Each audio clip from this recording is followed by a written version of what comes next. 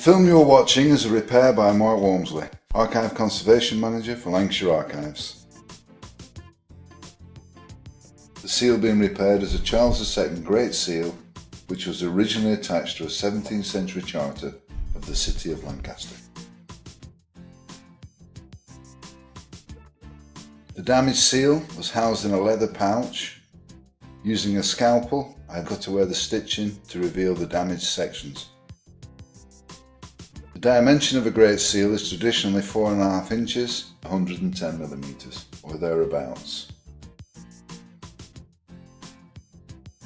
The monarch is shown enthroned on one side, and on the reverse is usually astride a horse.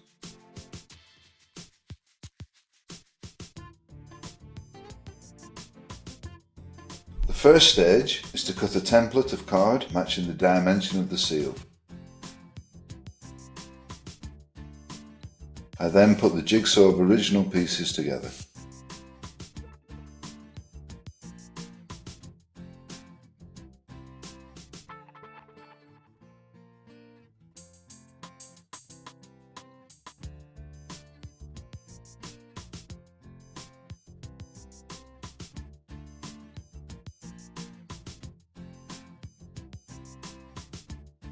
I then use distilled water and cotton buds to clean away the dirt and grime of centuries.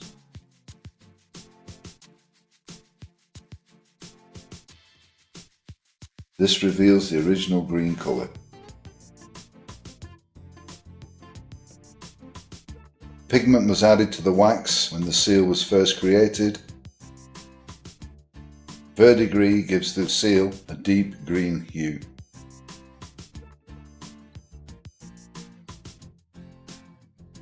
The seal is still partially held together with its original cords. To protect the cords from damage, I wrap them in a lint-free cloth.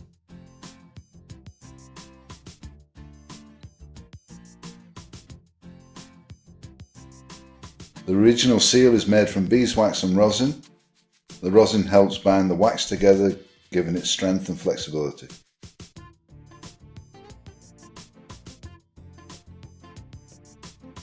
Pure untreated beeswax and rosin from pine and fir trees are blended together over heat.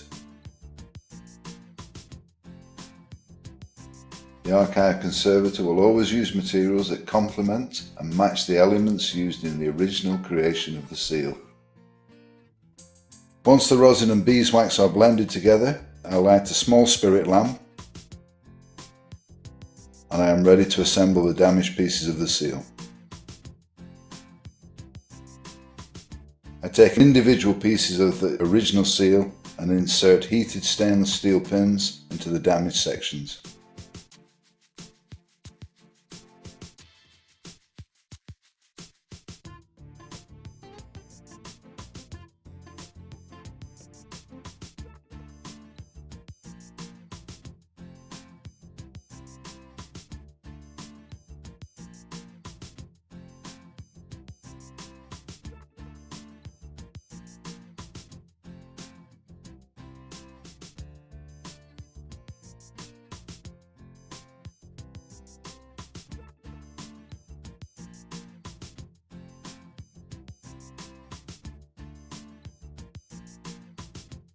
When joining the individual pieces, a small amount of heat on the original helps to adhere the pieces together.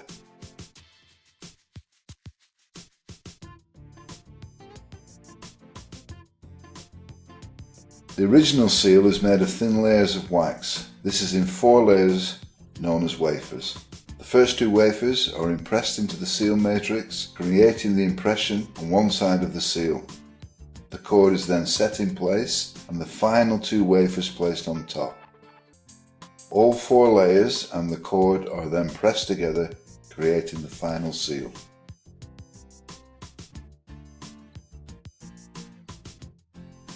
As the seal takes on its original form, I need to bridge the gaps between the surviving pieces, and for this I use longer pins to support the wax infills.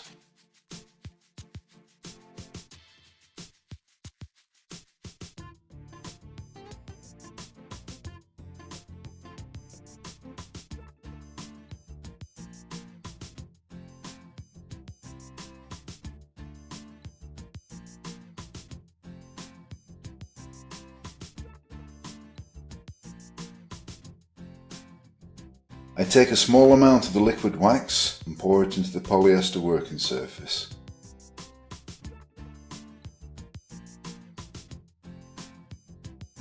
When the wax is solidified, I lift and shape the pliable pieces of wafer.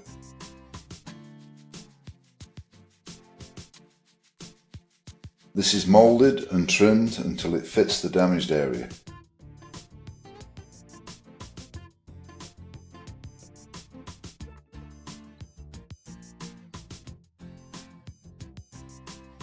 With a heated scalpel, I then bond the old with the new, and on the smaller cracks and areas of damage, I press small amounts of wax in.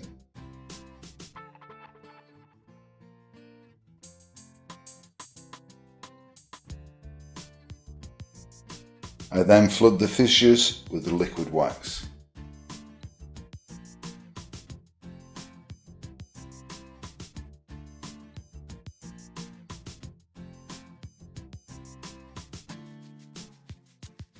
The repair on the first side has now sealed all the gaps and cracks. I now turn the seal over and pour liquid wax into the remaining damaged areas. This flows into all the spaces, sealing and bonding the seal together. At this point you can see clearly the contrast in colour between the original and the new. All archive conservation has to show evidence of repair.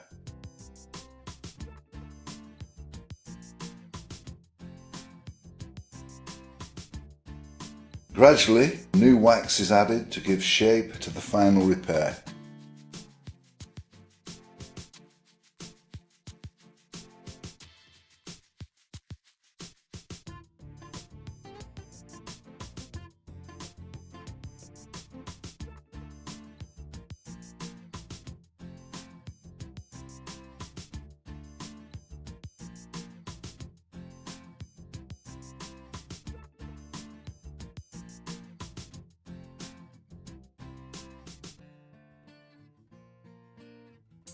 I can now shape and smooth the repaired areas by paring away the excess wax.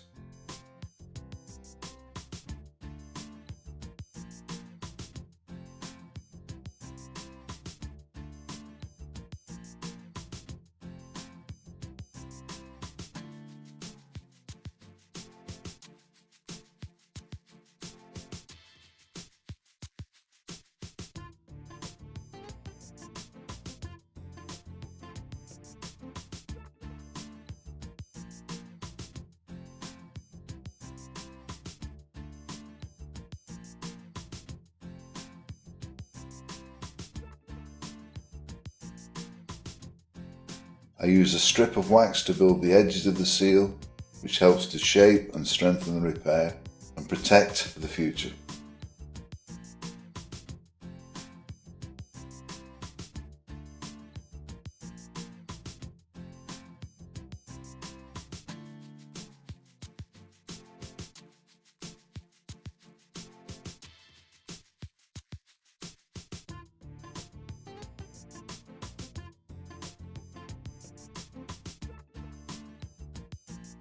I then use a microcrystalline wax, which is flexible but protects the seal.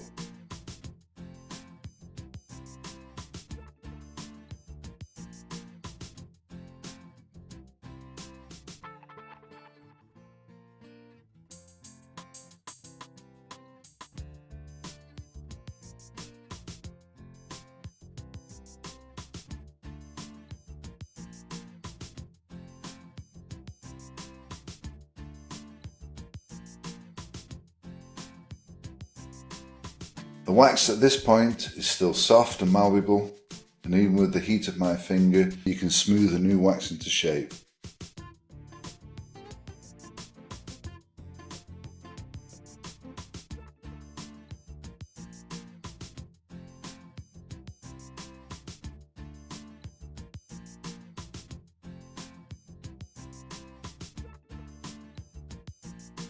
The seal is then polished and buffed, bringing the seal back to its former glory.